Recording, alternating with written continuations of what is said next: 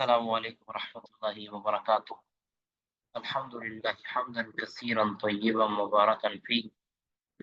اللهم صل وسلم علی نبینا محمد وعلى آلہ وصحبہ وسلم تسلیما کثیرا۔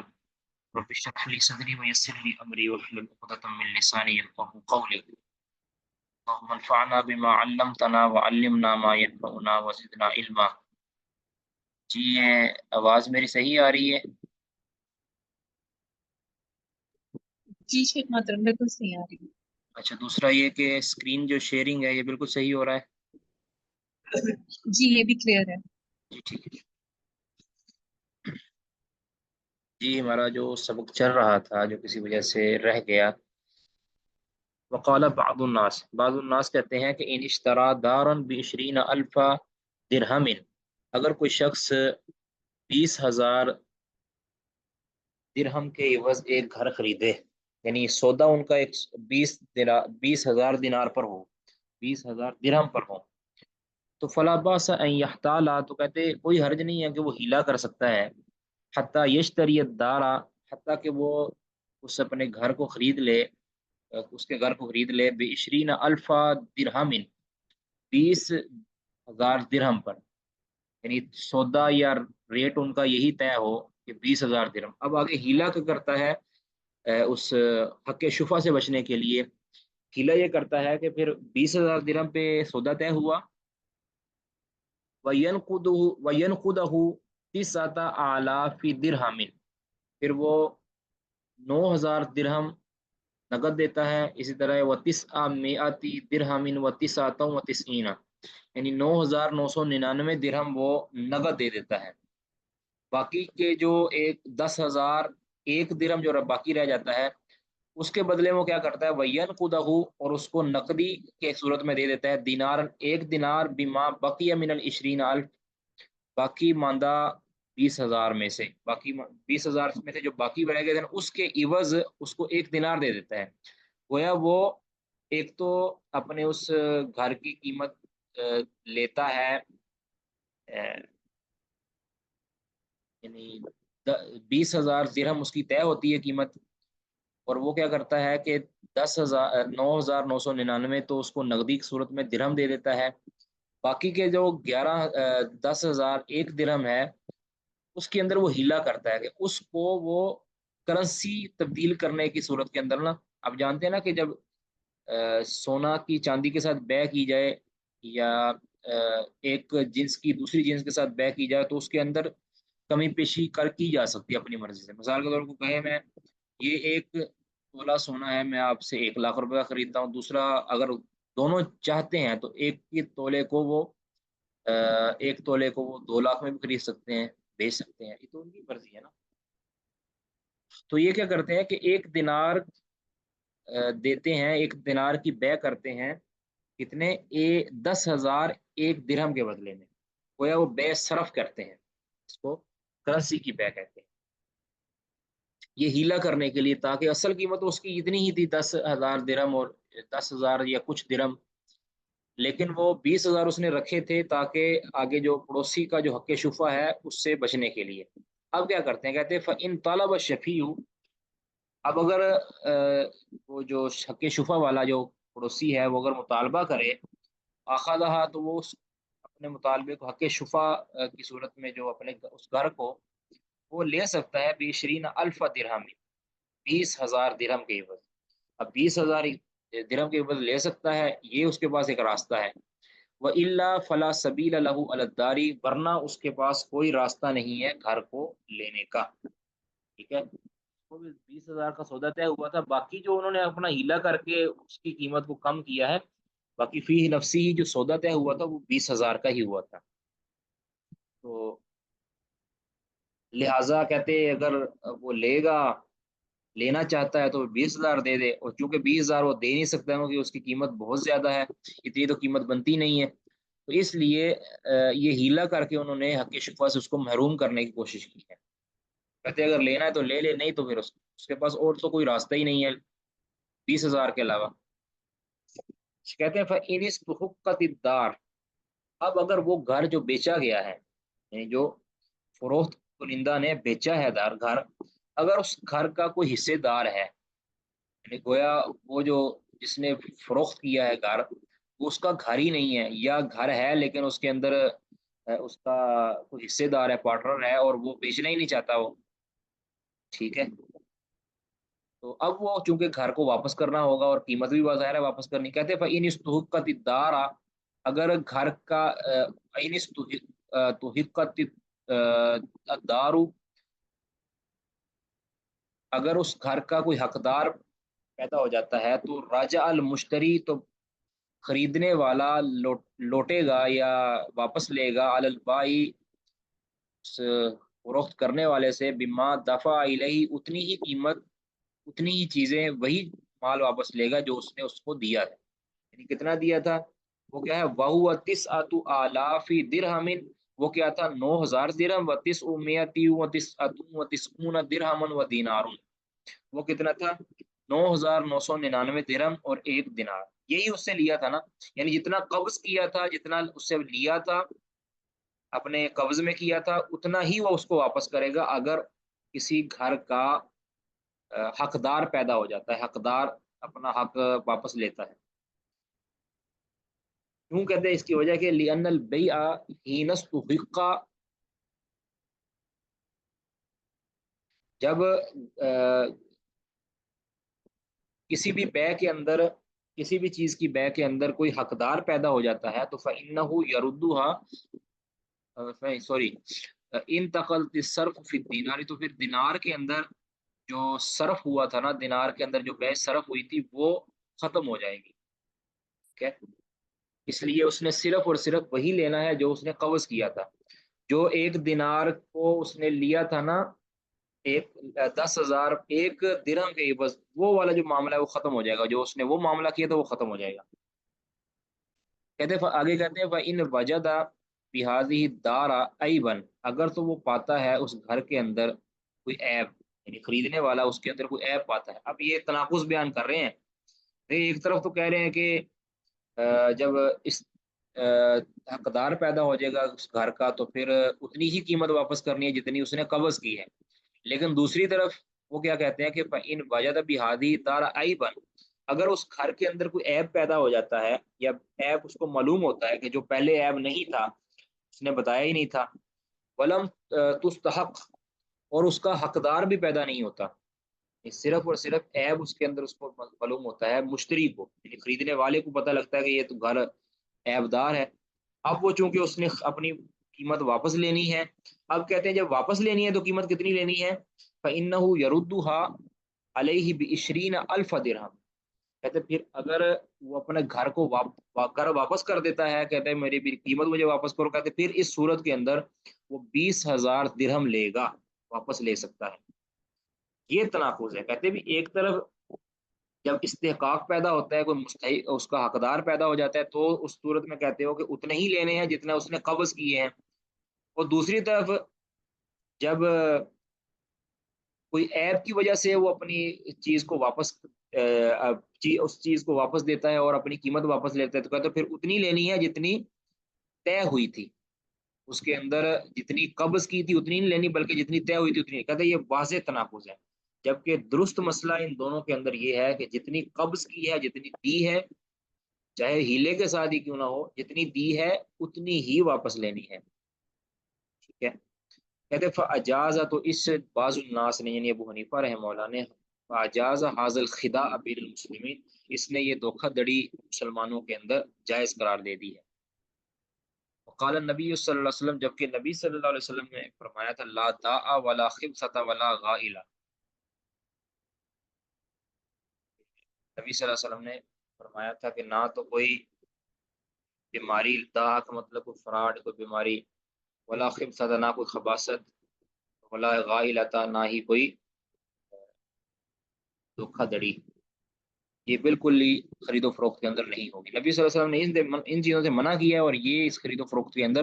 یہ ساری چیزیں لے کر آ رہے ہیں۔ حدثنا مسدد قال حدثنا يحيى عن سفيان قال حدثني ابراهيم بن ميسرة عن عمرو بن الشريد ان ابا رافع صاب سعد بن مالک، کہتے ہیں ابو رافع رضی اللہ تعالیٰ عنہ نے سیدنا سعد بن مالک، یعنی سعد بن ابی وقاص ان سے سودا کیا بیتن ایک گھر کا بھی اربعی میاتی مسکال، ایک 400 مسکال کا،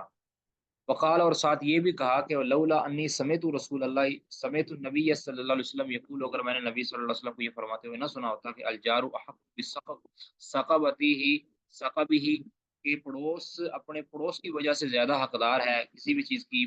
خریدنے کا، کہتے ماں آتے تو کا، تو میں تجھے کبھی بھی یہ گھر اتنی کم قیمت میں نہ دیتا، بلکہ جو مجھے 5,000 نقد مل رہے تھے نا اس قیمت میں دے دیتا تمہیں 4,400، جو مجھے آپ تم دے رہے ہو نا وہ بھی قسطوں کے اندر، جیسا کہ پچھلی روایت کے اندر پیچھے روایت میں گزر چکا ہے۔ تو یہ ہمارا کتاب الحیل مکمل ہوا ہے، اس میں کسی کا کوئی سوال ہے تو وہ کر سکتے ہیں جلدی سے۔ شیخ محترم یہ انہوں نے 4,000 یا 400 میں ان کو کیوں دیا؟ یہ جب جی 400 میں انہوں نے شیخ صاحب ان کو یہ جو دیا، جی جی تو یہ تو مطلب حق شفا یہاں پر تھا، کیونکہ جب وہ دوسری جگہ سے ان کو 500 مل رہا تھا۔ نہیں نہیں، حق شفا نہیں تھا۔ امام بخاری یہ یہاں ثابت یہ کرنا چاہ رہے ہیں کہ حق شفا بے شک ہے، حق شفا تو سیکنڈ بات ہے نا، اس سے پہلے جب تم نے کوئی بھی چیز فروخت کرنی ہے نا تو تم نے پورا لحاظ کرنا ہے پڑوسی کا، پھر پڑوسی کو چیز دینی ہے تم نے، ٹھیک ہے؟ پہلا حق پڑوسی کا ہے، پڑوسی کو تم نے چیز فروخت کرنی ہے، اگر تم پڑوسی کو فروخت نہیں کرتے تو پڑوسی کو پھر اگلا حق شریعت نے دیا ہے۔ اس کا یہ مطلب نہیں ہے کہ پڑوسی کو تم نے ویسے ہی نظر انداز کر دینا ہے اور پہلے قدم ہی تم نے باہر اٹھانا ہے۔ پہلے مطلب یہ ہے کہ پڑوسی کو تم نے فروخت کرنی ہے تو پڑوسی کو فروخت کرو، یہ کہنا چاہ رہے ہیں امام بخاری، یہ خبر یہ دینا چاہ رہے ہیں کہ پڑوس کا اس قدر حق ہے کہ تم نے فروخت کرنے سے پہلے ہی، اگرچہ تم نے تھوڑا سا گھاٹا ہی کیوں نہ کھانا پڑے، تم پڑوسی کو ہی فروخت کرو، کیونکہ اس کا حق ہے۔ اور وہ اگر تم اس کو نہیں دیتے اور تم باہر دیتے ہو تو پھر پڑوسی کو حق حاصل ہے کہ وہ اتنی قیمت میں خرید سکتا ہے جتنی قیمت میں تمہیں باہر دی ہے، ٹھیک ہے؟ پہلا قدم کیا ہے جو استحسان کا ہے آپ کہہ سکتے ہیں، پہلا قدم یہ ہے کہ پڑوسی کو ہی دے دیجیے چاہے کچھ کم قیمت میں ہی کیوں نہ ہو، کہ وہ آپ کے ساتھ رہنے والا ہے اور آپ زیادہ حقدار ہیں اپنے آپ کے حسن سلوک کا۔ اگر تم نے پڑوسی کو نہیں دی تو پڑوسی کے پاس پھر ایک حق شریعت نے اس کو یہ بھی دیا ہے کہ وہ اتنی ہی قیمت میں جتنی قیمت میں آپ نے باہر دی ہے، آپ اس کو پڑوسی جو ہے نا اس کا دعوی شفا کر سکتا ہے، ٹھیک ہے؟ یہ بھی ہے، یہ ہے ایک تو ہے کہ بندہ کم قیمت کر کے دے دے پڑوسی کو، دوسرا ہے کہ پڑوسی کو کہے بھی مجھے باہر اتنا ملتا ہے، مجھے تم اتنا دو گے تو میں تمہیں فروخت کروں گا، نہیں دو گے تو میں تمہیں فروخت نہیں کروں گا، میں کسی اور کو فروخت کر دوں گا۔ یہ بھی ایک اس کے لیے جائز صورت ہے، لیکن اس سے بہتر صورت یہ ہے کہ جو حق پڑوسی کا کے ساتھ جو حسن سلوک کا ایک معاملہ ہے وہ یہ ہے کہ اس کو اگر تھوڑی بہت کم قیمت وہ دے رہا ہے تو اس کو دے دے، تاکہ وہ اس کو وہ حق شفا والے جھنجھٹ میں پڑنا ہی نہ پڑے، آپ کو وہ دعا دے گا، ٹھیک ہے جی؟ یہ تو ہو گیا جی صحیح بخاری کا۔ اب آگے جی قرآن پاک کے حوالے سے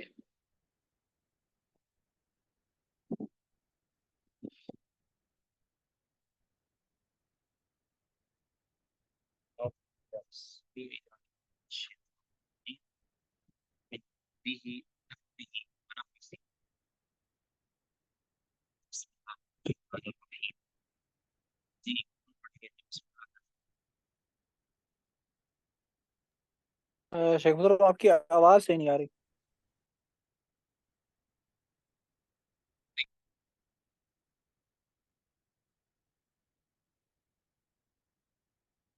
سبھی صحیح آ رہی ہے؟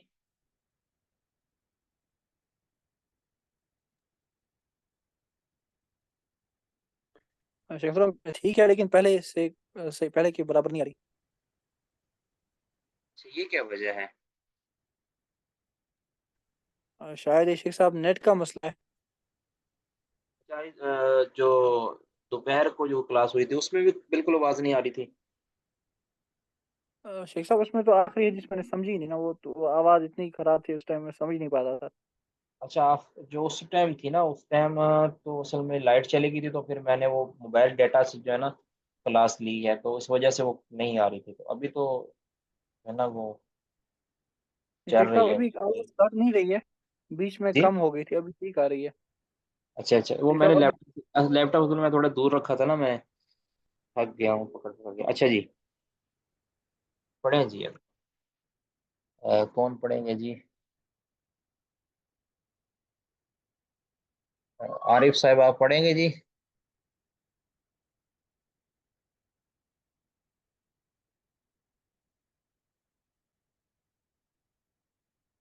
जी आरिफ साहब।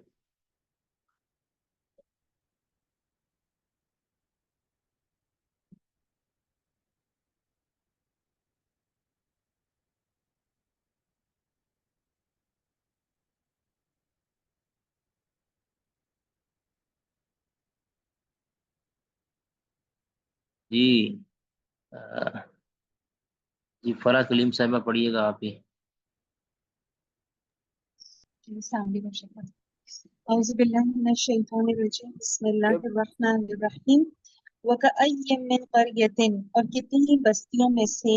अतत अन अम्रि रब्बिहा, उन्होंने सरकशी की अपने रब के हुक्म से,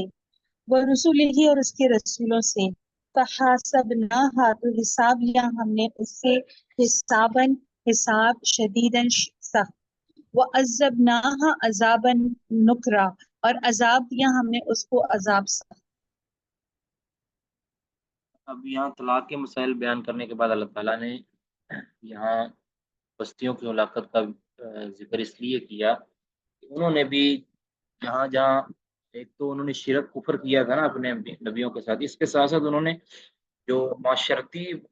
अहकामात थे ना, या जो दीनी अहकामात, उनको भी पसे कुछ डाला था। बहुत से शरी अहकाम को उन्होंने, यानी कोई वो हैसियत नहीं दी थी जो हैसियत अल्लाह ताला ने देने का हुक्म दिया था। तो इस वजह से उनके साथ ये सारा कुछ हुआ है कि उन्होंने हासबना हिसाबन शदीद, अल्लाह ताला ने उनका बड़ा खूब सख्त हिसाब लिया और उनको ऐसा अजाब चखाया कि जो कभी सुना देखा नहीं गया। नुकरा का मतलब अजनबी सा अजाब, जो पहले नहीं देखा गया था, जिसके पहले नहीं सुना था। तो यही इसके अंदर शायद अल्लाह ताला फिर बता रहे हैं कि इन अहकामात को भी हल्के में ना लो। पहली कौमों ने भी अल्लाह अल्लाह के नबियों के अहकामात के साथ इस्तिग़फ़ाफ़ किया, तो अल्लाह ने उनके साथ क्या सलूक किया। जी। फज़ाक़त, तो उसने चखा, वबाला अमरिहा, वबाल अपने काम का, वकाना आक़िबतु अमरिहा खुसरा, और है अंजाम उसके काम का खसारा या नाकामी। बिल्कुल वाज़ेह। आगे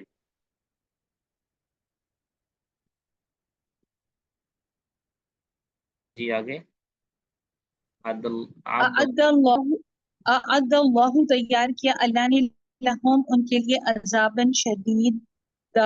शदीद अजाब, फतकुल्लाह या उलिल अल्बाब, बस डरो अल्लाह से ए अकल वालों, अल्लज़ीना आमनु, वो लोग जो ईमान लाए, कद अंज़लल्लाहु, तहकीक नाजिल किया अल्लाह ने, इलैकुम ज़िक्रा, तुम्हारी तरफ एक जिक्र को। तो इसका मतलब ये है कि जो लोग अल्लाह रब्बुल इज़्ज़त के अज़ाब से डरते हैं, अल्लाह ताला ने जो खिताब किया है ना, वो उलुल अलबाब को किया है। ये दूसरे लफ्ज़ों में आप कहें, अकल वाले, शऊर वाले, जिनको शऊर ही नहीं है या जो तजाहुल आरफाना से काम लेते हैं, अ, वो कभी भी अल्लाह ताला के अज़ाब को देखकर, या अल्लाह की जो पुरानी आयात और अल्लाह ताला की जो सुन्नतें अल्लाह ने बयान की हैं कुफ़ार के बारे में, उससे वो इबरत नहीं पकड़ते। इबरत वही पकड़ते हैं जो अकल वाले हैं, शऊर वाले हैं, अपने अच्छे बुरे की तमीज़ समझते हैं। तो आगे उसका ये बता दिया कि अकल वाले हैं कौन? अल्लज़ीना आमनू, अकल वाले दरअसल मोमिन लोग हैं। ठीक है।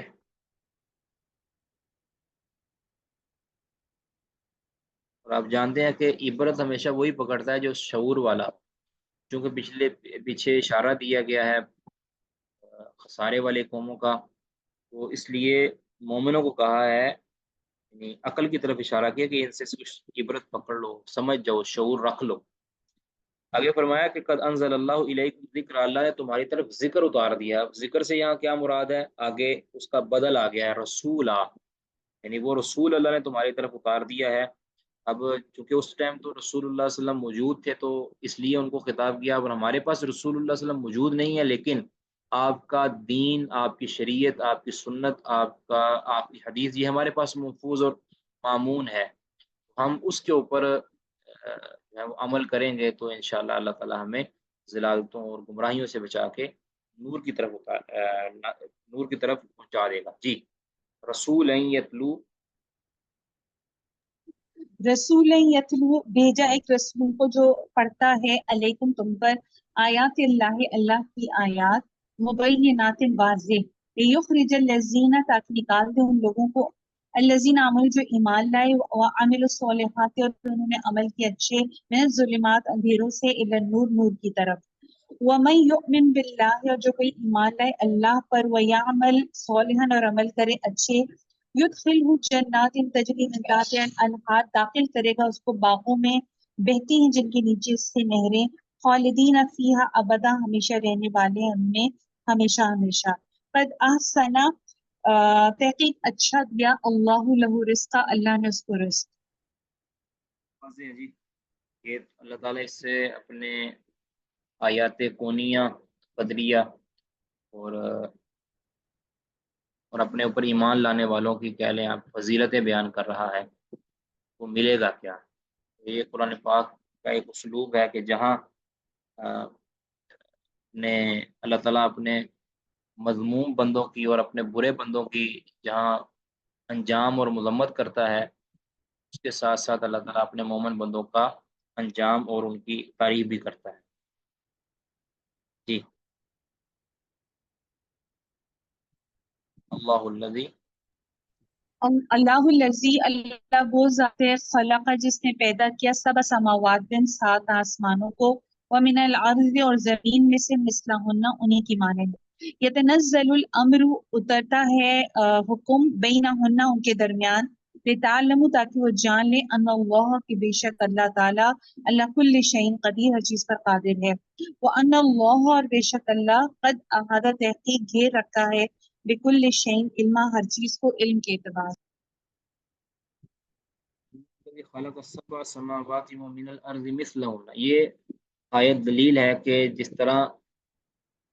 آسمان 7 ہیں اس طرح زمینیں بھی 7 ہیں. ٹھیک ہے. مثلهن زمینیں بھی 7 ہیں. یہ اس سے استدلال لیا جاتا ہے کہ زمینیں 7 ہیں. آگے یتنزل الامر بینہن ان کے درمیان حکم اترتا ہے. اب یہ حکم کونی بھی ہے اور یہ حکم شرعی بھی ہے. کونی سے مراد اب جانتے ہیں کہ جو فیصلے ہوتے ہیں بارش کے، اچھائی کے، برائی کے، یہ سارے جو فیصلے ہیں یہ کونی اللہ تعالیٰ کے امر ہیں. اور جو شرعی ہیں وہ چونکہ ختم ہو چکا ہے وہ معاملہ شرعی حکم کا، وہ تو نبی صلی اللہ علیہ وسلم کے دور پہ ختم ہو چکا ہے اور ہمیشہ کے لیے ختم کر دیا گیا. اب دوبارہ شریعت کا کوئی حکم نازل نہیں ہوگا. ٹھیک ہے. شرعی حکم سے مراد ہوا ہے کہ اللہ تعالیٰ اپنے نبیوں پر جو کچھ بھی فرشتوں کے ذریعے یا کسی اور ذریعے سے جو اللہ تعالیٰ اتارتا ہے تو وہ ہے شرعی امر. یہ اترتا ہے کے درمیان سے. جی. آگے بالکل واضح ہے کہ تعلم ان اللہ، یعنی یہ زمین و آسمان کی جو پیدائش کا مقصد تمہیں جو بتایا جا رہا ہے اس کی وجہ پیچھے یہ ہے کہ اللہ تعالیٰ ہر چیز پر قدرت رکھنے والا ہے. یہ اللہ تعالیٰ نے جو اس کو پیدا کیا ہے اس کی وجہ یہ ہے کہ اللہ تعالیٰ ہر چیز پر قدرت رکھنے والا ہے اور ہر چیز کا علم اور احاطہ رکھنے والا ہے. ٹھیک ہے. انسان جب اللہ تعالیٰ کی قدرت کو جان لیتا ہے یا اس کے علم کو اپنے اندر یعنی تحت شعور میں بٹھا لیتا ہے کہ اس کا علم مجھے گھیرے ہوئے ہے یا اس کی قدرت میرے اوپر حاوی ہے، تو انسان پھر اللہ کے احکامات سے روگردانی نہیں کر سکتا. یہی شاید اس وجہ کہ طلاق کے اہم مسائل ذکر کرنے کے بعد اللہ تعالیٰ نے پہلے بری قوموں کا ذکر کیا کہ انہوں نے اللہ کے احکامات کو پس پش ڈالا تو ان کا یہ انجام انہوں نے کر دیا. اور جو مومن بندے تھے جنہوں نے اللہ کی بات کو مانا، وہ عقل والے تھے، شعور والے تھے، ایمان والے تھے، تو اللہ تعالیٰ نے ان کے لیے یہ ہی جنتیں تیار کر رکھی ہیں پھر یہ بھی فرمایا کہ زمین و آسمان کی ہر چیز میں نے پیدا کی ہے۔ اب اس میں اللہ تعالیٰ فرماتے ہیں کہ جب پیدا میں نے کی ہے، اس کو بہتر بنانے کے لیے یا اس کے اندر توازن برقرار رکھنے کے لیے اللہ تعالیٰ دو طرح کے امر نازل کرتا ہے۔ ایک تو کونی، کہ تم سورج نکلنا کب ہے، غروب کب ہونا ہے، بارش کب آنی ہے، یہ سارا اللہ تعالیٰ بڑے توازن کے ساتھ یہ سارا معاملہ چلا رہا ہے، اس میں بگاڑ پیدا نہیں کرتا۔ اسی طرح اللہ تعالیٰ پھر اس نظام کے اندر جو رہنے والے انسان ہیں ان کے اندر جو ایک انتظام ہے اس کو برقرار رکھنے کے لیے اللہ تعالیٰ پھر ایک شرعی معاملہ بھی نازل کرتا ہے تاکہ ان کے اندر بھی عدم توازن نہ پیدا ہو۔ ٹھیک ہے، اب یہ سارا کچھ اللہ تعالیٰ نازل کرتا ہے۔ اب یہ تم جان لو کہ اللہ تعالیٰ ان ساری چیزوں پر قدرت بھی رکھتا ہے، یعنی جب اللہ تعالیٰ ان اس نظام کو چلا رہا ہے تو اس نظام کے اوپر اللہ حاوی ہے، اور اس کو تباہ و برباد بھی اللہ تعالیٰ کرنے پر قادر ہے۔ یہ مت سمجھو کہ اپنے آپ ہی چل رہے ہیں۔ اگر تم اس کی احکامات کی خلاف ورزی کرو گے تو اللہ تعالیٰ کسی بھی اپنی مخلوق کے نظام کو غیر متوازن بنا سکتا ہے۔ ٹھیک ہے، کبھی زمین جو اللہ تعالیٰ نے قائم رکھی ہے کبھی اس کو ہلا سکتا ہے، زلزلے کی صورت میں تمہیں تباہ و برباد کر سکتا ہے۔ اور دوسرا اللہ تعالیٰ کے علم میں ہے، یہ مت سمجھو کہ ہم اللہ کی مخالفت کر لیں گے، اللہ کے حکم کی خلاف مخالفت کر لیں تو کسی کو پتہ نہیں چلے گا، تم لوگوں سے چھپا لو گے لیکن اللہ تعالیٰ سے تم چھپا نہیں سکتے، کیونکہ اللہ تعالیٰ کا علم سب کو محیط ہے۔ شاید یہ وجہ ہے، اللہ عالم۔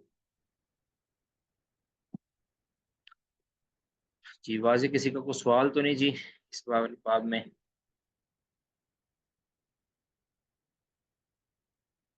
کسی کا کوئی سوال نہیں؟ نہیں شیخ حضرت۔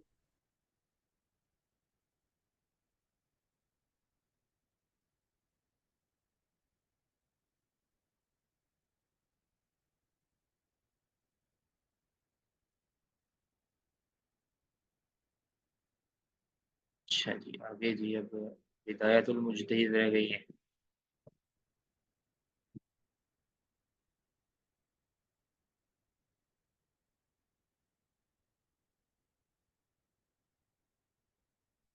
جی یہ ہمارا سبق ہے بدایت المجتہد کے حوالے سے، کہ وہ کون سی نمازیں ہیں کہ جو ممنوع اوقات کے اندر نہیں پڑھی جا سکتی ہے، ممنوع اوقات میں پڑھنا وہ ممنوع ہے۔ تو کل ہماری جو بات ہوئی تھی وہ ہے ممنوع اوقات کتنے ہیں کہ جن میں کچھ نمازیں نہیں پڑھی جا سکتی، وہ 5 تھے ٹوٹل، ان میں سے 3 کے اوپر ان کے بقول اتفاق تھا اور باقیوں کے اندر اختلاف تھا۔ ٹھیک ہے، پھر باقیوں امام شافی کے نزدیک کتنے اوقات تھے، امام مالک کے نزدیک کتنے تھے، اہل ظاہر کے نزدیک کتنے تھے، وغیرہ وغیرہ، یہ ساری اس کی وجہ اختلاف بھی ذکر ہو۔ اب یہ ہے کہ ان اوقات کے اندر جو اختلافی ہیں یا جو اتفاقی ہیں ان کے اندر کون کون سی نمازیں پڑھی نہیں جا سکتی۔ المسألۃ الثانیہ، دوسرا مسئلہ ہے فی الصلوات التی یتعلق النہی عن فعلها فیہا، ان نمازوں کے بارے میں کہ جن کو پڑھنے کے متعلق نہیں وارد ہوئی ہے، جن کو پڑھنے کے متعلق نہیں آئی ہے ان اوقات میں۔ کہتے اختلاف العلماء فی الصلاۃ التی، علماء کا اختلاف ہے اس نماز کے بارے میں التی لا تجوز فی هذه الاوقات کے جو ان اوقات میں نہیں جائز۔ تو فذهب ابو حنیفہ و اصحابہ، ابو حنیفہ اور اس کے اصحاب اس طرف گئے ہیں کہ الی انها لا تجوز فی هذه الاوقات صلاۃ باطلاق، کہ مطلقاً ان اوقات کے اندر کوئی بھی نماز جائز نہیں ہے، کوئی بھی نماز جائز نہیں ہے، لا فریضۃ مقضیہ، نہ تو کوئی فرض نماز کے جس کی قضا دی جا رہی ہے، یعنی اوقات ممنوعہ کے اندر ظاہر ہے ممنوعہ اوقات کے اندر کوئی نماز کا وقت تو نہیں ہے، اس میں کوئی فرض نماز کی قضا دینی ہے یا کوئی اور نفل وغیرہ پڑھنے ہیں۔ کہتے نہ تو کوئی فرض نماز پڑھی جا سکتی ہے ممنوع اوقات کے اندر، نہیں ایسی فرض نماز کی جس کی قضا دی جا رہی ہے، ولا سنت ولا نافلۃ، نہ کوئی سنت نماز پڑھی جا سکتی ہے نہ کوئی نفل نماز پڑھی جا سکتی ہے، الا اسرا یومی ہی، ہاں اس دن کی اثر پڑھی جا سکتی ہے، وہ بھی کب؟ قالو کہتے ہیں فإنه يجوز أن يقضيه عند غروب الشمس إذا نسيه،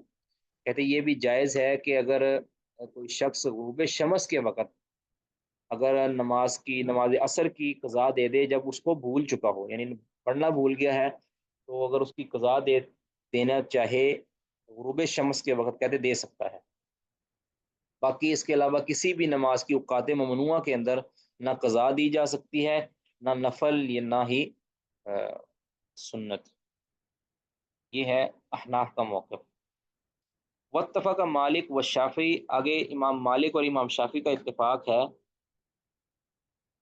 انہو یقضی الصلاوات المفروضۃ، کہ وہ فرض نمازوں کی قضا دے سکتا ہے فی ہذی الاوقات، ان ممنوع اوقات میں فرض نمازوں کی قضا دے سکتا ہے۔ اس پر تو شوافع اور ممالک کا اتفاق ہے۔ آگے وذهب الشافعی، شافعی کا مذہب آگے مزید یہ ہے کہ الی ان الصلاوات التي لا تجوز فی هذه الاوقات، کہ ان اوقات میں جو ناجائز ہے نا جو نمازیں، وہ صرف ہی النوافل فقط، وہ صرف اور صرف نوافل ہیں، التی تفعل لغیر سبب، وہ نوافل کے جو بغیر سبب کے پڑھے جاتے ہیں، تفعل لغیر سبب، بغیر سبب کے، یعنی نمازیں دو طرح کی ہوتی ہیں نا، ایک سببی نماز اور ایک غیر سبب۔ سببی نماز مثلا جو کسی سبب کی وجہ سے مشروع ہوتی ہے، جیسے مسجد میں داخل ہوں گے تو تحیت المسجد ہوگی، تحیت المسجد کی نماز اس سبب کی وجہ سے ہوگی، مسجد میں داخل۔ اس طرح تحیت الوضو ہے، وضو کیا ہے تو 2 رکعت پڑھنا یہ مسنون ہو جائے گا۔ اب کہتے ہیں یہ جو غیر سببی نوافل ہے نا، غیر سببی، یہ نوافل ان اوقات میں پڑھنا جائز نہیں ہے، باقی نمازیں پڑھنی جائز ہے۔ وَأَنَّ السُّنَنَ، اور باقی کہہ رہا ہے کہ سنن یعنی جو مسنون نمازیں ہیں، مثلو وَأَنَّ السُّنَنَ مثل صلاۃ الجنازۃ تجوز فی هذه الاوقات، باقی جو کہتے ہیں نماز جنازہ کی طرح جو مسنون نمازیں، ابھی انہوں نے مسنون اس کو قرار دیا نماز جنازہ کو، کہتے ہیں وہ ان اوقات کے اندر پڑھے جا سکتے ہیں۔ ووافقہ مالک فی ذالک بعد العصر و بعد الصبح، اب امام مالک نے اس کے اندر تھوڑا سا اتفاق ان کے ساتھ امام شافعی کے ساتھ یہ کیا ہے کہ وہ کہتے ہیں کہ فی ذالک، اس بارے میں انہوں نے اتفاق کیا ہے، موافقت کی ہے، بعد العصر و بعد الصبح، ان 2 اوقات کے اندر، کہ عصر اور صبح کی نماز کے بعد یہ دونوں چیزیں نہیں کی جا سکتی، یا یہ جو چیزیں کی جا سکتی ہیں، آنی فی السنن، یعنی سنن کے اندر، یعنی سنتیں پڑھی جا سکتی ہیں، سنتیں نہیں پڑھی جا سکتی، سنتیں پڑھی جا سکتی ہیں عصر کی نماز کے بعد اور صبح کی نماز کے بعد۔ یہ امام مالک نے ان کے ساتھ موافقت کی ہے، امام شافعی کے ساتھ۔ وخالفوا فی التی، اب مخالفت کس کے اندر کی ہے امام مالک نے شافعی کی؟ فی التی، ان نوافل کے اندر، تفعل بالسبب، جس کو کسی سبب کے تحت پرفارم کیا جاتا ہے، یعنی پڑھا جاتا ہے، مثل رکعتي المسجد، جس طرح تحیت المسجد کی 2 رکعتیں۔ فإن الشافعیہ، کیونکہ امام شافعی، یجیز ہاتین الرکعتین بعد العصر و بعد الصبح، وہ ان 2 رکعتوں کو عصر کی نماز کے بعد اور صبح کی نماز کے بعد جائز قرار دیتے ہیں۔ ولا یجیز ذلک مالک، لیکن امام مالک ان کو بھی جائز قرار نہیں دیتے ان اوقات میں۔ واختلف قول مالک، آگے پھر مزید امام مالک کے قول کا اختلاف ہے، امام مالک کا ہی اپنا قول مختلف ہے، فی جواز السنن عند طلوع والغروب، کہ طلوع شمس اور غروب شمس کے وقت سنن کیا جائز ہیں یا نہیں جائز، اس بارے میں ان کا کہتے قول مختلف ہے۔ وقال الثوری، ثوری کیا کہتے ہیں، فی الصلاوات التی، ان نمازوں کے بارے میں کہ لا تجوز فی هذه الاوقات، جو ان اوقات کے اندر، یعنی اوقات ممنوعہ کے اندر جو جائز نہیں نا نمازیں، ان کے بارے میں کیا کہتے ہیں کہ ہیا ما عدا الفرض، یہ کون سی نمازیں ہیں جو فرض نمازوں کے علاوہ ہیں، فرض کے علاوہ، یعنی فرض وہ کہ جن کی قضا دی جا رہی ہے، ان کے علاوہ باقی تمام کی تمام نمازیں ممنوع ہیں ان اوقات کے اندر۔ ولم یفرق، انہوں نے کوئی فرق نہیں کیا، سنت لم یفرق سنت من نفل، انہوں نے سنت کو نفل سے جدا نہیں کیا، ٹھیک ہے، کہتے بھی سنت بھی ممنوع ہے اور نفل بھی ممنوع ہے، صرف فرض جائز ہیں کسی بھی نماز کے۔ کہتے اب اس ساری بحث کے بعد فیتحصل فی ذلک ثلاثۃ اقوال، کہتے اس مسئلہ کے اندر اب 3 اقوال سامنے آئے ہیں۔ خلاصہ کیا ہے؟ 3 اقوال خلاصہ ہے اس ساری بحث کا۔ پہلا قول ہے قول ہی الصلوات باطلاق، یہ ممنوع نمازیں کون سی ہیں؟ کہ تمام کی تمام نمازیں مطلق طور پر، چاہے وہ نفل ہوں چاہے وہ فرض ہوں، مطلق طور پر یہ ساری نمازیں ممنوع ہیں۔ وقول، اور ایک قول کے مطابق کیا ہے کہ انہا ما عدل فروضی، کہ یہ فرض نمازوں کے علاوہ جتنی نمازیں ہیں نا وہ ہیں، سواء کانت سنتن او نفلن، چاہے وہ مسنون نمازیں ہوں چاہے وہ یعنی سنت ہوں چاہے وہ نفل ہوں۔ گویا یہ سنن اور نوافل جو ہے یہ ان اوقات کے اندر پڑھنا ممنوع ہے، باقی جو فرض ہیں یہ پڑھے جا سکتے ہیں۔ تیسرا قول یہ سامنے آیا کہ انہا نفل، کہ یہ جو ممنوع نمازیں ہیں یہ نفل ہیں، باقی فرض پڑھے جا سکتے ہیں، نفل نہیں پڑھے جا سکتے، دونوں سنن ہی، لیکن سنن بھی پڑھے جا سکتے ہیں، سنتیں پڑھی جا سکتی ہیں لیکن نفل نہیں پڑھے جا سکتے۔ وعلی الروایت التی، اور اس روایت کے مطابق التی منع مالک فیہا صلاۃ الجنائز عند الغروب، اس روایت کے مطابق کہ جو امام مالک نے منع کیا ہے جس کے اندر جس وقت ان وقت کے اندر جنہوں نے امام مالک نے منع کیا ہے صلاۃ الجنائز، نماز جنازہ کو عند الغروب، غروب شمس کے وقت، یعنی جس روایت کے اندر امام مالک نے، جو امام مالک سے بھی بتایا تھا نا کہ 2 روایتیں کہتے ہیں، تو ایک روایت کے مطابق امام مالک نے کیا کہا تھا کہ غروب شمس کے وقت نماز جنازہ پڑھنا یہ منع ہے۔ کہتے قول راوی، تو کہتے یہ کیا ہے؟ قول رابع ہے، ہوا، اور وہ کیا ہے کہ انہا نفل فقط بعد الصبح والعصر، کہ عصر کے بعد اور صبح کی نماز کے بعد صرف اور صرف نفل پڑھنا یہ ممنوع ہے۔ والنفل والسنن معا عند الطلوع والغروب، اور نفل اور سنن دونوں یہ غروب شمس کے وقت اور طلوع شمس کے وقت دونوں وقتوں کے اندر یہ ممنوع ہے۔ صبح اور عصر کے بعد صرف اور صرف نفل ممنوع ہے، سنن جائز ہیں امام مالک کے نزدیک، اور نفل اور سنن دونوں ممنوع ہیں کب؟ جب طلوع شمس ہو اور غروب شمس ہو، ٹھیک ہے؟ یعنی بعض ممنوع اوقات کے اندر دونوں نمازیں ناجائز ہیں، اور بعض ممنوع اوقات کے اندر صرف اور صرف نفل ناجائز۔ یہ سارا یعنی اختلاف ہے مختلف نوعیتوں کا۔ اب کہتے ہیں سبب الخلاف فی ذالک، کہتے ہیں ان کہ اس بارے میں، اس مسئلہ کے اندر جو اختلاف کا سبب ہے، وجہ ہے، وہ یہ ہے کہ اختلافہم فی الجمع بین العمومات المتعارضۃ، کہ وہ ان کا جمع کرنے کے اندر اختلاف ہوا ہے، یعنی جمع تطبیق کے اندر ان کا اختلاف ہوا ہے، بین العمومات، ان عمومی دلائل کے درمیان، یعنی عمومی دلائل ہیں، المتعارضتی، اور وہ متعارض بھی ہیں، بین العمومات المتعارضۃ فی ذالک، اس مسئلہ کے اندر جو وارد ممنوع جو عمومی دلائل ہیں ان کا، اور عمومی دلائل وہ ہیں بھی متعارض، ان کے اندر جو جمع توفیق دی ہے نا، اس جمع توفیق کے اندر ان کا اختلاف ہوا ہے، جس وجہ سے مسئلے کی نوعیت میں اختلاف ہو گیا ہے۔ آنی کہتے الواردۃ فی السنن، جو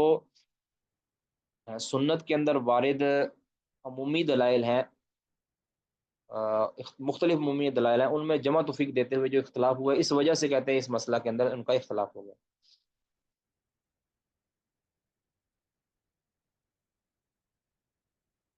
کہتے وہ ایون یخص بأین،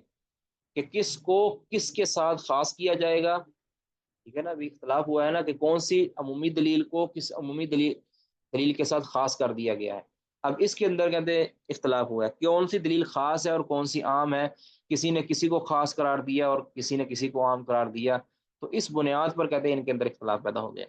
وذالک ان عموم قولی، اور اس کی وجہ یہ ہے کہ نبی صلی اللہ علیہ وسلم کے قول کا عموم یہ ہے کہ اذا نسی احدکم الصلاۃ فلیصلیھا اذا ذکرھا، کہ جب تم میں سے کوئی نماز کو بھول جائے تو اسے چاہیے کہ جب ذکر اس کو یاد آئے تو اس وقت وہ نماز پڑھے۔ اب یہ عموم ہے، کہتے ہیں یقتضی استغراق جمیع الاوقات، کہتے ہیں اب یہ حدیث تقاضا کرتی ہے تمام کے تمام اوقات کو شامل کرنے کا، یعنی تمام کے تمام ممنوع اوقات اس کے اندر شامل ہو جائیں گے۔ یہ کوئی عصر کے ساتھ، یہ طلوع شمس کے ساتھ خاص نہیں ہے، جتنے ممنوع اوقات ہیں نا، جس کے نزدیک جتنے ممنوع اوقات ہیں، یہ حدیث بتاتی ہے کہ جو جب بھی نماز اس کو یاد آئے گا نا، بھول گیا، جب بھی نماز یاد آئے گی اسی وقت پڑھ لے گا۔ لہٰذا اس بنیاد پر یہ کہا جا سکتا ہے کہ جتنی بھی فرض نمازیں ہیں وہ ممنوع اوقات کے اندر پڑھی جا سکتی ہیں، یہ حدیث تو تقاضا کرتی ہے اس چیز کا۔ اسی طرح کہتے ہیں وقولی وقولہ فی حدیث النہی فی ہذی الاوقات، اور نبی صلی اللہ علیہ وسلم کا یہ فرمان فی احادیث النہی فی ہذی الاوقات، ان اوقات کے اندر جو نماز پڑھنے کی منع والی حدیثیں ہیں نا، ان کے اندر نبی صلی اللہ علیہ وسلم کا یہ فرمان کہ نہا رسول اللہ صلی اللہ علیہ وسلم عن الصلاۃ فیہا، کہ ان اوقات کے اندر نبی صلی اللہ علیہ وسلم نے، وہ تین اوقات کا ذکر پیچھے آیا صحیح مسلم کی حدیث، کہ ان تین اوقات کے اندر نبی صلی اللہ علیہ وسلم نے جو نماز پڑھنے سے منع کیا۔ اب یہ نماز پڑھنے سے منع کیا ہے، یہ ممانت ہر طرح کی نماز سے ہے یا کہ بعض نمازوں سے ہے؟ تو یہ اگر جس نے سمجھا ہے کہ یہ عمومی ہے، لہٰذا یہ عموم ہے، اب ان میں سے خاص اس کو کرنے والی کون سی دلیل ہے؟ ان خاص اور عام کے اندر کس کو کس پر ترجیح دینی ہے، کس کو کس سے عام کرنا ہے، کس کو کس سے خاص کرنا ہے، اس میں اختلاف ہوا۔ کہتے ہیں اب قولہ فی حدیث النہی فی هذه الاوقات نہا رسول اللہ صلی اللہ علیہ وسلم فیہا، کہتے ہیں یقتضی ایضا، یہ بھی کہتے تقاضا کرتی ہے عموم اجناس الصلاوات المفروضۃ والسنن والنوافل، کہ تمام کی تمام نمازیں، چاہے وہ فرض ہوں، چاہے وہ نفل ہوں، چاہے وہ سنن ہوں، تمام کی تمام طرح کی نمازوں کے عام ہونے کو تقاضا کرتی ہیں، کہ ان اوقات میں جو منع کیا گیا ہے نا، یہ تمام کی تمام نمازیں اس میں شامل ہیں، تمام نمازوں سے منع کر دیا گیا، فرض نمازوں سے بھی منع کر دیا گیا، سنتوں سے بھی منع کر دیا گیا، اور نفل سے بھی منع کر دیا گیا۔ کہتے ہیں یہ بھی تقاضا کرتی ہے حدیث، ظاہر ہے عموم کا تقاضا کرتی ہے۔ کہتے فمتا حملنا الحدیثین علی العموم فی ذلک، کہتے ہیں جب ہم دونوں حدیثوں کو عموم پر معمول کریں گے نا، کہ یہ دونوں اپنے معنی کے اندر عام ہیں، سب کو شامل ہے، کہتے ہیں واقع بینہما تعارض، تو ان دونوں کے درمیان پھر تعارض واقع ہو جائے گا، وہ من جنس تعارض الذی، یہ اس تعارض کی قسم میں سے ہے، الذی یقع بین العام والخاص، کے جو عام اور خاص کے اندر تعارض واقع ہوتا ہے، اما فی زمانی، یا تو زمان کے اندر، و اما فی اسم صلاتی، یا تو یعنی زمان کا مطلب ہے کس وقت کے اندر نماز ممنوع ہے، یا کون سی نماز ممنوع ہے، و اما فی اسم صلاتی، کہ اس میں سے عام کس کو بنانا ہے اور خاص کس کو بنانا ہے۔ جس طرح کا تعارض عام اور خاص کے اندر ہوتا ہے نا، اسی طرح کا تعارض ان کے اندر بھی ہو گیا ہے، کہ یا تو وہ تعارض یا تو یہ زمان کے اندر، یعنی کس وقت نماز ممنوع ہے اور کون کون سی نماز ممنوع ہے اس کے اندر۔ فمن ذهب الى الاستثناء فی الزمان، جو گیا ہے الى الاستثناء فی الزمان، کہ اوقات کے اندر استثناء کی طرف، یعنی اس نے اوقات کو مستثنا کیا ہے، تو آنی یعنی کہتے استثناء الخاص من العام، یعنی عام سے اس نے خاص کو مستثنا کیا ہے، تو منع الصلاوات باطلاق فی تلک الساعہ، اس نے کیا کیا ہے کہ تمام کی تمام نمازوں کو مطلق طور پر ان اوقات کے اندر ممنوع قرار دے دیا ہے۔ ومن ذهب الى استثناء الصلاة المفروضة المنصوصة علیہا بالقضاء، کہتے ہیں کہ جس نے اس طرف، جس کا مذہب یہ ہے کہ ممنوع اوقات میں سے جو فرض نمازیں ہیں نا وہ مستثنا کر لی گئی ہیں، المنصوص علیہا، کہ جن پر نص قائم ہو چکی ہے، بالقضاء، قضا دینے کی، جس کی قضا دینے کی نص قائم جس کی ہو چکی ہے نا، کہتے اس بندے نے ان اوقات ممنوع یا ان نماز ممنوع میں سے جو فرض نمازیں اس کو مستثنا کر لیا من عموم اسم الصلاۃ المنہی عنہا، اس نمازوں کے اسم سے اس نے مستثنا کر لیا کہ جس کو پڑھنے سے منع کر دیا گیا ہے، ممنوع نمازوں کے نام سے، ممنوع نمازوں کی لسٹ سے اس نے جو فرض نمازیں ہیں نا ان کو خاص کر لیا ہے، مستثنا کر لیا ہے۔ کہتے ہیں منع ما عدل فرض فی تلک الاوقات، کہتے ہیں اس شخص نے فرض کے علاوہ جتنی بھی نمازیں ہیں ان کو ان اوقات کے اندر منع کر دیا ہے۔ وقد رجح مالک مذہبہ، امام مالک نے اپنے مذہب کو ترجیح دی ہے، من استثناء الصلاوات المفروضۃ، کہ فرض نمازوں کو مستثنا کر کے، من عمومی لفظ الصلاۃ، لفظ نماز کے عموم سے، نماز کے عموم سے انہوں نے فرض نمازوں کو خاص کر لیا ہے۔ बिमा वारदा मिन कौली, क्योंकि नबी सल्लल्लाहु अलैहि वसल्लम का नबी सल्लल्लाहु अलैहि वसल्लम के इस फरमान के वारद होने की वजह से कि मन अदरक रकात मिन अल असरी। अब ये क्यों मुस्तस्ना किया है? कहते हैं मिन मन अदरक रकात मिन अल असरी कबल अन तगरुब अश-शम्स फक़द अदरक अल असर, कि जिसने सूरज तुलू होने से पहले, सूरज गुरूब होने से पहले जिसने असर की एक रकत पा ली, उसने गोया असर की नमाज पढ़ ली। तो इन्होंने क्या कहा है कि जिस तरह असर की नमाज पा लेना, ये नबी सल्लल्लाहु अलैहि वसल्लम ने इसके ऊपर इजाज़त दी है, यानी एक रकत पढ़ लेना, चूंकि ममनुआ वक्त तो हो जाएगा ना। एक रकत पढ़ रहा है, उसके बाद बाकी जो तीन रखते हैं उसकी वो ममनुआ वक्त के अंदर आ जाएगी। तो कहते हैं जब नबी सल्लल्लाहु अलैहि वसल्लम ने असर के बारे में इजाज़त दी, तो गोया ये सारी नमाजों के बारे में है, सॉरी सारी फ़र्ज नमाजों के बारे में है। तो गोया इन्होंने इस ममनुआ औकात में पढ़ी जाने वाली नमाजों में से इन्होंने असर की नमाज, सॉरी फ़र्ज नमाजों को इन्होंने मुस्तस्ना करार दे लिया।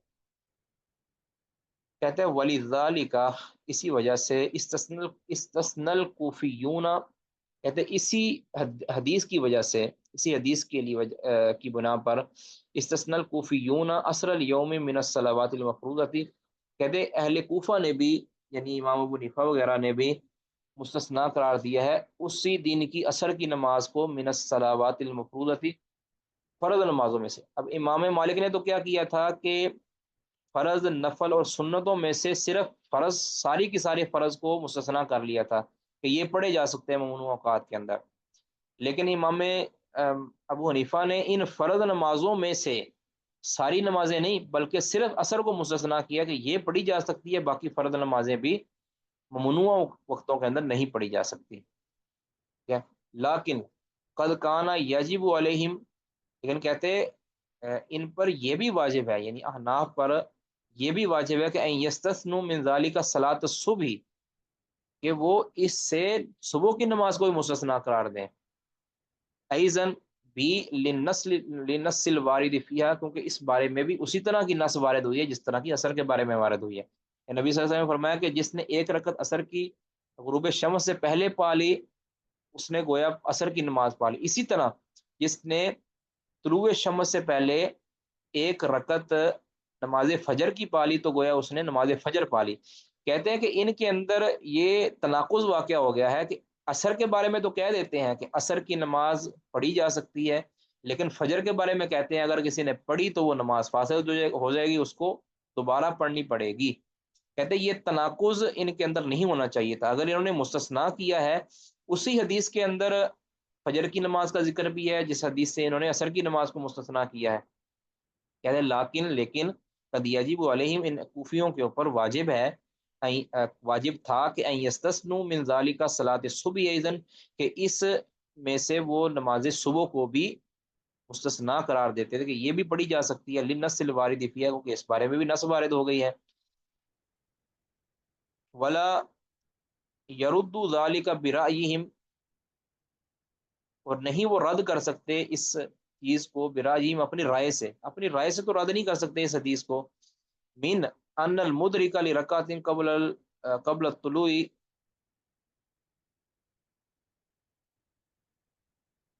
राय ये कि अनल मुदरिका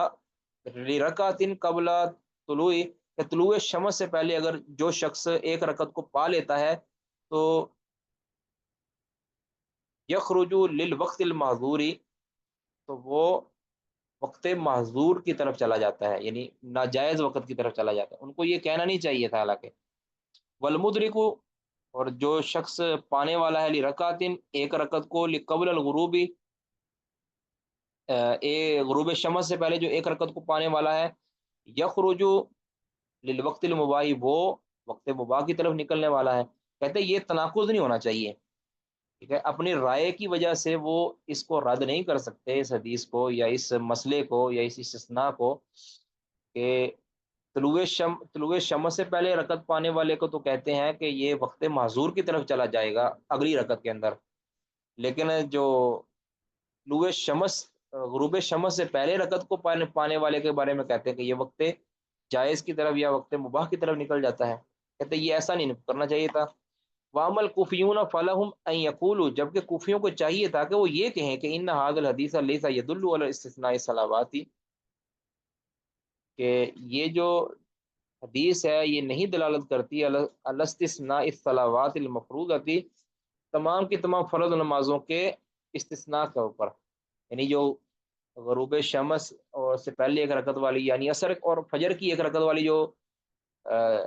روایت ہے نا، کہتے ہیں یہ تمام کی تمام نمازوں کو مستثنا قرار دینے پر دلالت نہیں کرتی۔ ان کو یہ کہہ سکتے تھے وقوفی لوگ، لیکن یہ نہیں ہے کہ ایک نماز کو یہ اپنے مرضی سے مستثنا کر دیں اور دوسری نماز کو جس کے بارے میں اسی طرح کی نص وارد ہوئی ہے اس کو وہ مستثنا نہ قرار دیں۔ یہ کم از کم مالکیوں کو یہ کہہ سکتے تھے کہ تم جو کہتے ہو کہ ساری کی ساری نمازیں مستثنا ہیں، جبکہ حدیث کے اندر صرف دو نمازوں کا ذکر ہے، کہتے یہ کہہ سکتے تھے کہ لیس یدل ان هذا الحدیث لیس یدل علی استثناء الصلوات المفروضۃ، کہ یہ حدیث تمام کی تمام نمازوں کو مستثنا قرار، فرض نمازوں کو مستثنا قرار دینے پر دلالت نہیں کرتی۔ من عموم اسم الصلاۃ الذی تعلق النہی بها فی تلک الایام، ان ایام کے اندر ان ایام کے اندر جو ممانت، نماز پڑھنے کی جو ممانت ہے اس وقت کے اندر، اس سے تم مستثنا تمام کی تمام نمازوں کو نہیں کہہ سکتے، لأن عصر اليوم، کیونکہ جو آج کی جو عصر ہے، لیس فی معنی سائر الصلوات المفروضۃ، یہ تمام نمازوں کے معنی کے اندر نہیں ہے۔ وہ کیا کہتے ہیں، کیا اسے کہتے ہیں، جو مالکیہ ہیں وہ کہتے ہیں اگر کسی کی 2 دن کی بھی نمازیں رہتی ہیں نا تو وہ ان ممنوع اوقات میں پڑھ سکتا ہے۔ تو یہ ابن رشد کہتے ہیں کہ احناف کم از کم یہ کہہ سکتے تھے کہ تم نے کیسے یہ اس ممنوع نمازوں میں سے تم نے ساری کی ساری فرض نمازوں کو کیسے مستثنا کر لیا، جبکہ یہ تو صرف اور صرف حدیث کہہ رہی ہے کہ عصر، خاص اس دن کی عصر جو تمہاری رہ گئی ہے، کہ تبھی تو رسول اللہ صلی اللہ علیہ وسلم نے فرمایا نا کہ اگر کوئی نماز کو بھول جاتا ہے، یا دوسرے لفظ میں آپ کہیں کہ اگر کوئی شخص ایک رکعت پا لیتا ہے، یا اس دن کی نماز کی بات ہو رہی ہے نا، کہتے ایک اسی دن کی، یعنی آج کی نماز عصر جو ہے، لیس فی معنی سائر الصلوات المفروض، یہ باقی ساری کی ساری نمازوں کے معنی کے اندر نہیں ہے، ٹھیک ہے۔ وکذالک کان لہم، اسی طرح کہتے ہیں ان کو یہ بھی، وہ بھی ان کو اجازت تھی ان یقولوا فی صبح، کہ صبح کے بارے میں بھی ایسے ہی کہیں، لو سلموا،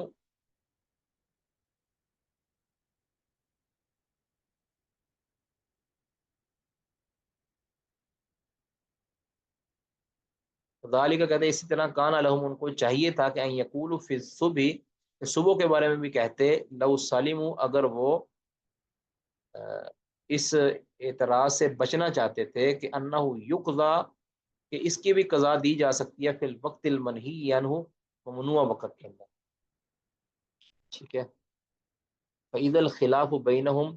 قَائِلٌ، تو کہتے تب کہتے اختلاف ان کے درمیان جو ہے نا یہ لوٹ آتا ہے، الا اس طرف کہ ان المستثنى الذي ورد به اللفظ، کہ جو مستثنا الذي ورد به اللفظ، کہ جس کے بارے میں لفظ وارد ہوا ہے، یعنی وہ جو مستثنا جس کے بارے میں لفظ وارد ہوا، حل ہوا من باب الخاص، کیا وہ اس باب میں سے ہے کہ الخاص ارید به العام، کے خاص بول کر اس سے خاص مراد لیا گیا ہے، ارید به الخاص، خاص بول کر اس سے خاص ہی مراد لیا گیا ہے، او من باب الخاص ارید به العام، کہ اس میں خاص لفظ بول کر مراد عام لیا گیا، یعنی عصر کا لفظ بول کر یا فجر کا لفظ بول کر اس سے مراد ساری نمازیں لی گئی ہیں، یا کہ خاص یہی نمازیں لی گئی ہیں۔ کہتے ہیں اختلاف اس طرف لوٹ آتا ہے، تب ان کے درمیان جو اختلاف ہے، مالکیوں اور حنفیوں کے درمیان جو اختلاف ہوا ہے وہ اس باب کے ساتھ تعلق رکھتا ہے کہ یہ لفظ جو بولا گیا ہے یہ خاص لفظ بول کر خاص ہی مراد لیا گیا ہے، یا کہ خاص بول کر عام مراد لیا گیا ہے۔ تو احناف کیا کہتے ہیں، احناف کہتے ہیں کہ خاص بول کر خاص ہی مراد لیا گیا ہے، اور جو مالک کیا ہیں وہ کہتے ہیں خاص بول کر عام مراد لیا گیا ہے۔ وذالک ان من رأى ان المفہوم من ذلك هي صلاة العصر والصبح فقط المنصوص علیہما، کہتے ہیں کیونکہ من رأى، جس نے یہ سمجھا ہے کہ ان المفہوم من ذلك، کہ اس حدیث کے اندر مفہوم یہ ہے کہ ہیا صلاۃ العصر، یعنی اس حدیث سے جو سمجھ آتی ہے وہ یہ ہے کہ ہیا صلاۃ العصر والصبح فقط، کہ اس سے مراد صرف عصر اور صبح کی نماز ہے، فقط صرف اور صرف المنصوص علیہما کہ جن کے اوپر نص قائم کی گئی، یعنی بعض اس کے بارے میں لفظ بولا ہے، عصر کی نماز رہ جائے، عصر کی نماز کی ایک رکعت پا لے، اس طرح صبح کی نماز کی ایک رکعت، یہ کہا گیا ہے نا. تو کہتے ہیں کہ جس نے یہ کہا ہے نا کہ اس سے صرف عصر اور فجر مراد ہے، کہتے ہیں فہو عندہم من باب الخاص ارید به الخاص، تو اس کے نزدیک یہ حدیث کیا ہے کہ اس میں خاص لفظ بول کر خاص ہی مراد لیا گیا ہے. ومن رأى ان المفہوم من ذلك ليس هو صلاۃ العصر فقط ولا الصبح، کہتے ہیں کہ ولا الصبح ہی، کہتے ہیں جس نے یہ مفہوم مراد لیا ہے کہ اس میں جو صرف عصر اور صبح کی نماز ہی فقط مراد نہیں ہے، بل جمیع الصلاۃ المفروض، بلکہ تمام کی تمام نمازیں، فرض نمازیں اس سے مراد ہے. فہو عندہ من باب الخاص ارید به العام، تو اس کے نزدیک یہ لفظ جو ہے نا خاص لفظ بول کر عام مراد لیا گیا. فإذا كان ذلك،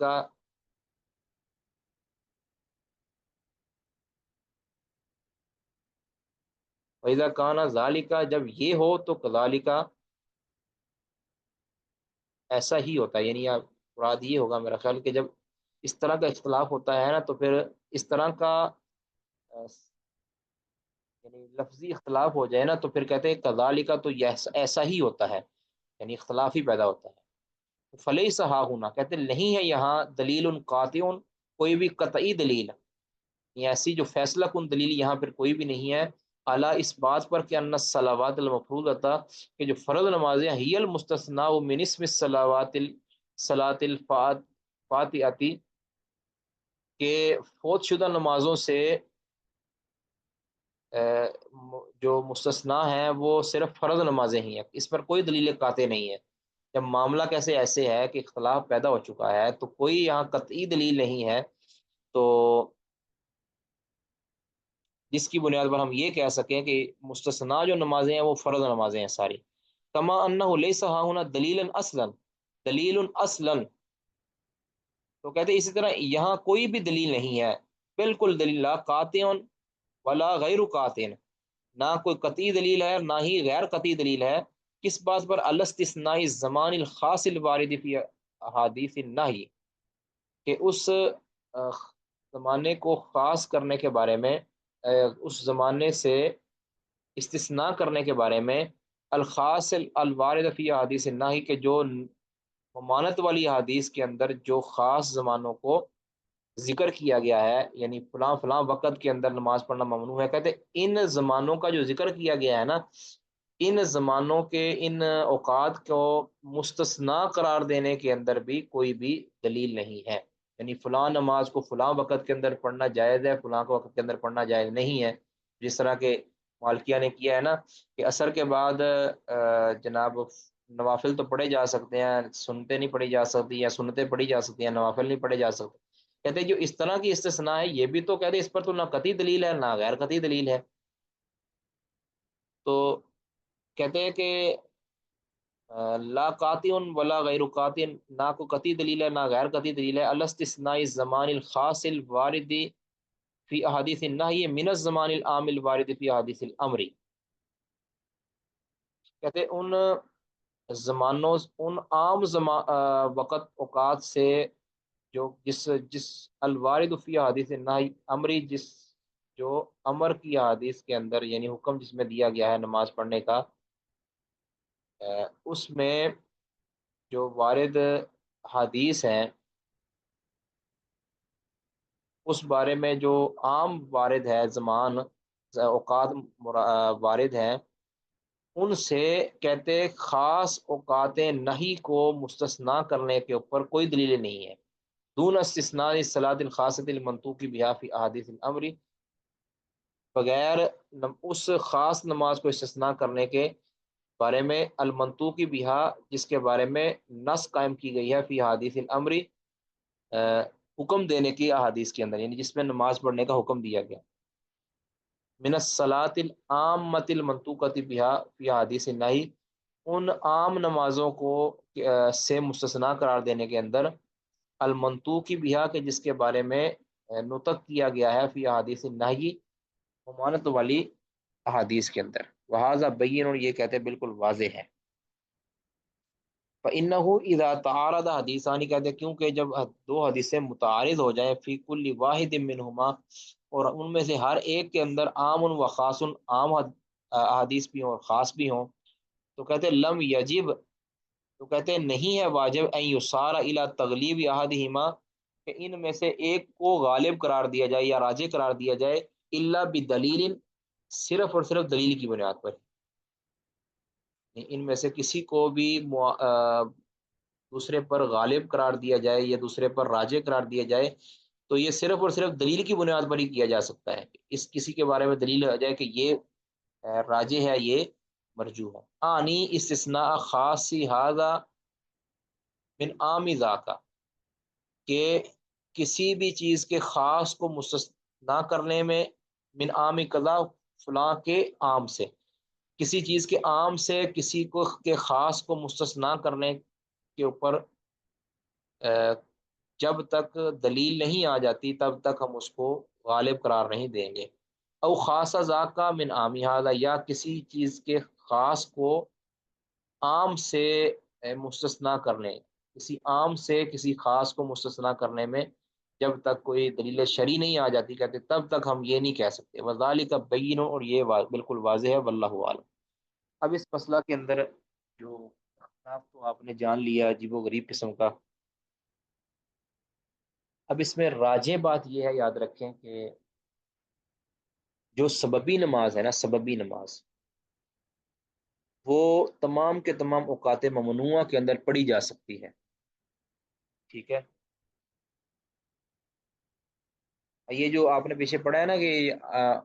فی احادیث الامری وغیرہ وغیرہ، یہ ہے کہ اس میں مثال کے طور اذا دخل احدکم المسجد فلیصلی رکعتین، اب یہ جو امر دیا گیا ہے کہ اس ٹائم تم نماز پڑھو، کہتے ہیں نماز پڑھنے کا جو امر ہے،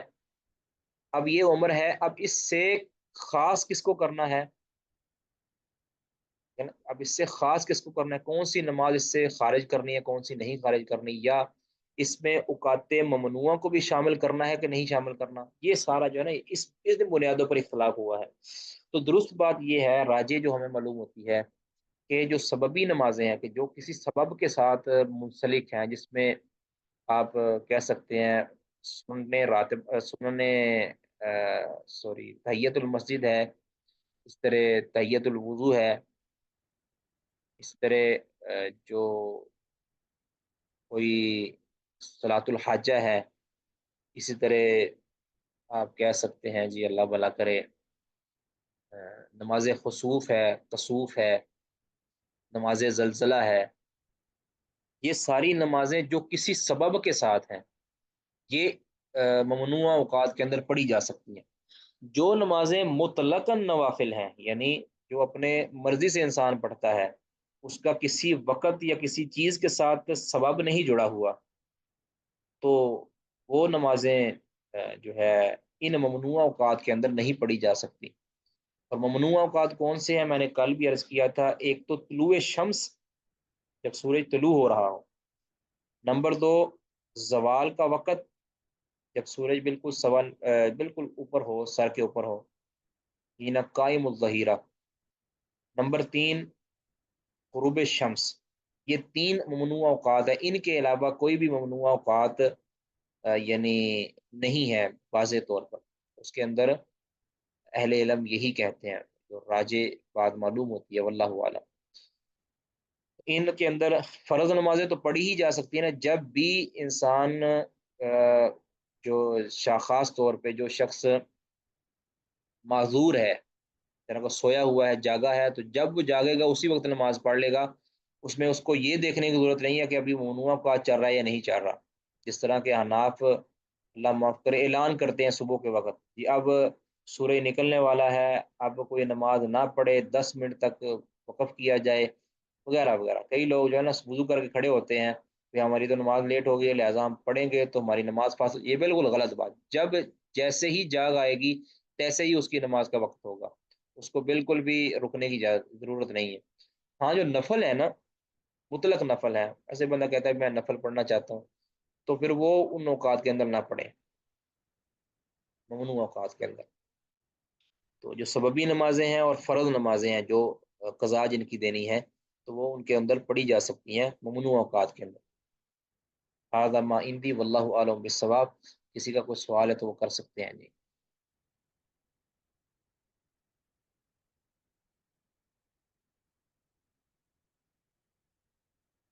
کوئی سوال نہیں جی. سبحانک اللہم و بحمدک